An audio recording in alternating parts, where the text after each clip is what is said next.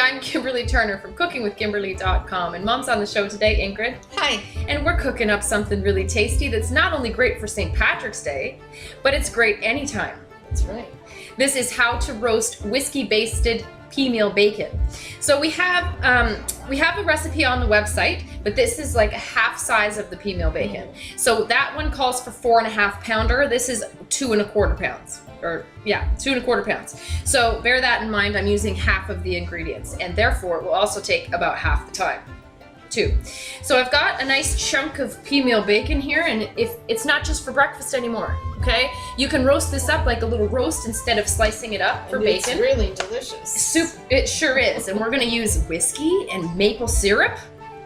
What could be better than maple syrup? I know. Okay, so we're gonna get started. You're gonna see on your bacon that one of the sides has more fat on it than the next. So put the side up that has more fat, and I'm just gonna cut slits in it, similarly to how you would do the duck breast, or ham, right? Or a ham. So I don't want to cut all the way through to the fat, to the flesh. I just want to cut through the fat, so it helps it kind of render as well as getting some of this beautiful flavor in here. So now I'm going to make a basting sauce, okay? Combined with some Dijon mustard. I have some whole grain Dijon. Make sure you check out my review on this. Really tasty stuff. Some maple syrup, whiskey, salt, pepper, cayenne pepper, and rosemary. That's how we're rolling. Preheat your oven to 350 degrees Fahrenheit. Mine's already started. All right, so let's get started. The original recipe, if you're using a 4.5 pounder, is 1/3 cup of maple syrup. I'm using half of that, and I'm just eyeballing today. Try to use real maple syrup because there's such a difference between the flavors of the artificial maple flavored kind and real maple syrup. Definitely. No comparison, okay? I'm using about 1/4 to 1/2 shot of whiskey today. I'm going to use 3/4 tablespoon of mustard, Dijon whole grain. Yeah, it's going to be nice, right? So for the larger recipe, that would be 1/2 ounce to 3/4 shot of the whiskey, and that would be 1.5 tablespoons of the Dijon. So now I'm just going to season with salt, pepper. Now the bacon is already a bit salty, yes, so I don't need to add a whole lot of salt, just a tiny bit. Some freshly ground pepper, about 3/4 teaspoon, I would say. A couple dashes of cayenne, because I like it just a little bit spicy. So I'm using 3/4 teaspoon of dried rosemary today. The recipe calls for fresh, but you can use dried as well. You can't always find rosemary in your stores. It's hard to find. If you crush it off like that, you release the nice essential oils. That's right. And make the little pieces a little bit more palatable. So into my bowl. I can smell the rosemary. Me too. You know, we don't use rosemary very often. Not too we really often. should use it more. Not too often. You know why I don't use it too often? Why? Because I don't like the Pieces? texture of the pieces. Yeah. Fresh If you rosemary use would be it fresh, different. it's a different story. I think so. All right, so now I've got a nice little sauce, and I'm going to baste my bacon with that. I'm going to put my peameal bacon roast into a baking dish or roasting pan. The slits that we made in the top will also help render that fat, but you can see that it's really going to allow this basting sauce to get in there too, and that'll all melt with the fat and be just gorgeous, and will also create a nice crust. Oh, that whiskey is going to do wonders. I think so. So get this all over the whole roast as much as you can. Anything left over you can save to baste halfway through. I like the grainy mustard in here. It's gonna be nice. Gives it a little more texture. Absolutely. And flavor. And the maple syrup gives it some sweetness. That's right. So good. That's right. So we're gonna roast this for about 20 minutes. If you're using the 4.5 pounder, you're gonna roast this for 35 minutes, and then you're gonna take it out, check on it. You're gonna rebaste it as well, and possibly cover it with a tent if necessary. So into the oven it goes. It smells amazing. Look at this. And this will serve 3 or 4 people. Oh, yes, for sure. Easily. Ooh, mommy, that smells good. All right, so I would say we're about halfway through the cooking, wouldn't you?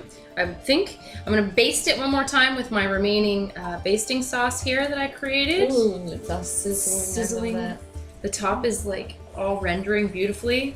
I don't think I need to cover this up because it's not going to be in for quite as long as one of those big roasts, and I want it to brown up. So this is perfect. Oh, it smells delicious. Now you could serve this with your traditional Irish cuisine if you want to, like some boxty little potato cakes, or even just boiled potatoes. Boiled potatoes, that's right. And cabbage. Or baked potatoes. That's right. Rice. So I'm looking for an internal temperature of 134 degrees Fahrenheit. So I'm just going to put this in the top so that I know, make sure it's right into the center. And we do have some more time to go because it's not moving yet. So back into the oven, I'm going to check it in about 20 more minutes. Okay? Can't wait. Smells lovely. This smells unbelievable. Oh, look at that. It's all golden browned on the top. Yes. Look at this lovely roast. It is the perfect temperature. It's actually about 132. It's beautiful. And it'll continue raising in its temperature for the next couple minutes. So I'm actually going to cover it just like any other roast because I don't want it to lose all of its moisture. Yes. So 5 minutes, loose tent of aluminum foil. We'll see you in a second. We'll cut it up. Awesome. Show you how we're gonna do it. Looks like it's gonna be delicious. I think so. Okay, this has been sitting for 5 minutes, and I'm gonna remove the meat thermometer. I've got these awesome new silicone oven mitts. You can grab the roast directly. Check it out. Oh, what a treat. Lovely. Look at this roast. Okay, so I'm just gonna make nice slices, nice thin. Oh, it's like a crust on the top. Look at this. Oh, it's so juicy. Look at that. Oh boy, that's beautiful, Kim. You can cut them as thickly or as thinly as you like. Use a nice sharp knife. Beautiful. Oh, it smells so good. This is not your breakfast peameal bacon.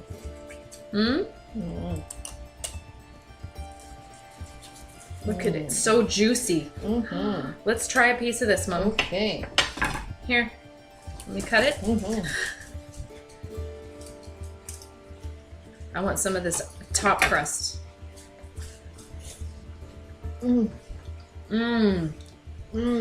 That's delicious.